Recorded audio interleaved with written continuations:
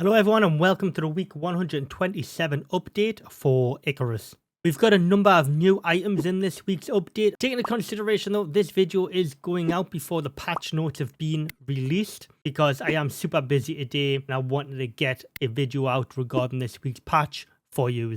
But as far as I'm aware, this is all of the items introduced in the week 127 update. Okay, so like I touched on in a video earlier on in the week, there is a new workshop item. It's under consumables and it's called the Quick Fix Bundle. Now there is 5 Quick Fix bundles bundled into this one pack, and it's 200 Ren, 50 purple exotics to research, and 50 crafting cost as well for Ren. These are deployed down onto the planet with a drop pod like you would with any other loadout from the workshop. So the first item this week is the medical satchel. This is craftable within tier 2, and you do need the textiles bench unlocked to get access to the medical satchel. Once you've bought that with your blueprint point, this is craftable on any textiles bench, and it only costs 20 rope, 20 leather, and 5 iron nails. Once you do have this item crafted, what you'll need to do is go ahead and place it inside your inventory, and then right click, open the inventory of the satchel, and you'll get 20 new slots to place medical supplies in. There are various new medical supplies within this update as well, which I'll touch on in a moment. The first two being the survival kit, which is a bandage, and this will cost you 2 platinum weave, and vitamins. So let's touch on the vitamins first. I don't have any of these available at the minute, but I'll run through what the actual bonuses are. Plus 20% chance to resist a basic wound, 10% chance to resist poison, again for hypothermia and hypothermia, frostbite, and heat stroke, all 10%. To craft one of these vitamins, it'll be 3 organic resin, 2 lily, 2 charcoal, 2 reed flour, and 2 salt. But if you don't have the chemistry bench to craft the survival kit, you can craft it on the new medicine bench that got introduced in the week 126 update. You can find the survival kit located in your tier 3 blueprints. You will need the medicine bench unlocked to get access to the survival kit. Regarding the quick fix bundle, what you'll need to do is right click and consume it, and you will get 5 quick fix items from the bundle. The text for the quick fix bundle says here, provides the best healing that can offer, treating most wounds, poisons, bacterial and parasitic infections instantly. Once you've got stuff to put in your satchel, what you need to do is right click your satchel, click open inventory, and now you can start placing your medical supplies within your satchel. Now you can't place any non-medical supplies inside the satchel, so for example this lantern here, you can't do that, and the sticks, etc. Once you've closed your satchel, it will be indicated here how many items are within the satchel. Remember, it does have a 12 slot inventory, but it's only 2 items in there and it's saying 5 slots are taken up. Now, so you don't get confused here, right click, open the inventory, and you can still see there's 10 slots available, but it's just counting the bundled all in together. Okay, so this is another new item this week, is the Platinum Lightning Rod. As you can see, this does require power connected to it. What you need to do with the Platinum Lightning Rod is obviously place it on your roof, the highest point, etc., and run a power line all the way to it until you connect it to your network with a battery connected. So the idea behind this is lightning strikes this and it will now supercharge your batteries, which is pretty cool. And to unlock the Platinum Lightning Rod, you're going to need the electricity tool and the flow meter unlocked to get access to the Platinum Lightning Rod. To craft this, it's 12 platinum ingots, 25 copper, wire, 2 electronics, and that's craftable on the fabricator. To unlock the vitamins as well that I mentioned earlier on in the video,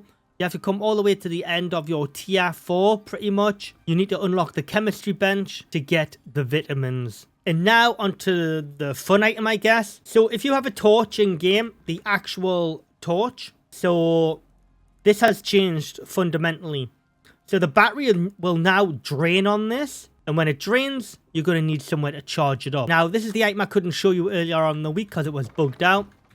This is now the charging station. So what you do is you go ahead and you put your flashlight in here, and then like that, and it will charge up.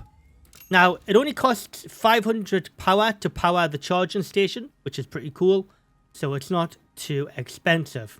And there we go. That's the charging station right there. This does need to be placed outside at the time of recording this video. I'm not sure why it has to be outside. To unlock the charging station, you need to be in your tier 4 blueprints. And this is how you now unlock the flashlight going forward. So if you did have the flashlight unlocked prior to this update, great. But if not, well, now you're going to have to get the charging station and then get the flashlight. Your flashlight does come with a fully powered battery though. You are kind of lucky if you had this beforehand. Anyways, so the charging station will run you 10 electronics, 8 concrete mix, 18 steel screws, 6 glass, 65 copper wire and 10 aluminium ingots. And it requires 500 power, and that's craftable on the fabricator, the same as the flashlight.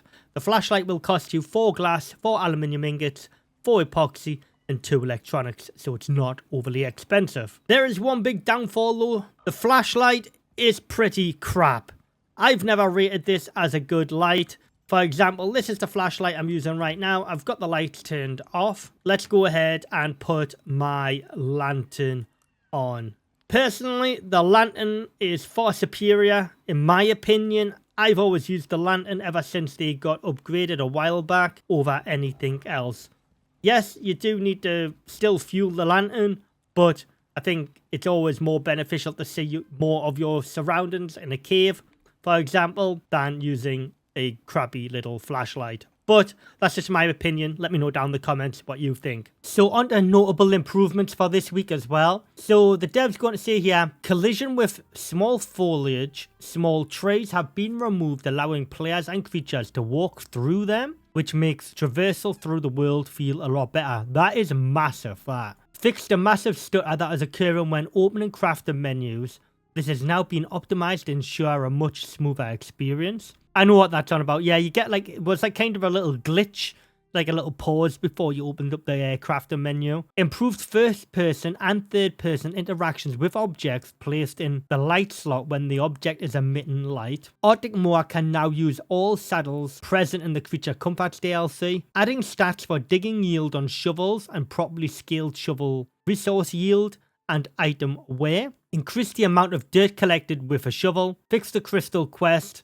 So quest now works with other recent item changes. Now, I'm not going to read all of like the hitching improvements. You can read these for yourselves. Just pause the video or check out the patch note yourselves. There's a new setting for servers as well. So you can have fiber foliage respawn. So these can be assessed in the settings menu if you're hosting the game yourself or a dedicated server. So this is now the setting you want to be using for the foliage respawning. The dev's going to say, this setting will restore all fibrous plants in the world to fully grown plants that can now be collected again when you revisit them later. Plus, they will become more optimized imposter objects again. This means less save data, less area reloading, a more consistent environment and a bit more fiber to gather. This only affects plants that provide fiber, fibrous seeds and sticks, not resources such as fruits and vegetables. The devs do leave a note here. This option will not restore in a small area around where you have been placing your buildings. So if you have collected resources before placing down floors, those changes will stay permanent. That kind of makes sense. The devs also made some additional farming cart changes as well to bring them more in line with the game economy. Change in the massive reduction of water cost when using the watering cart, as it was consuming far too much water to be effective. The small change made it that the seeding cart now requires dirt for the dirt mounds to be created alongside seeds being planted. Now that does make sense. And finally, to wrap this video up, everybody, this dev's pretty much back to work next week. So it's going to be hitching improvements part 2, rocks. So basically, with all these hitching improvements, this is major optimization coming into ICARUS. This will probably be less stutters all round, touching wood, and then a lot more people will probably be inclined to play the game again because the hitching and the FPS. Hopefully this will fix some of the FPS issues as well. Maybe, I don't know. As always, if you found this video helpful, everybody, make sure you hit that like button. I really would appreciate it. It does help out the channel a lot. And subscribing also if you're new around here. I would really appreciate it. Let me know down in the comments what you think of all these changes this week. Do you like them? What do you think of all the hitching improvements? Let me know down in the comments. and I'll see you all next week. As always, I just want to thank all of my YouTube members, Ko-Fi members, and monthly super chat donations. Thank you very much for the support, everybody.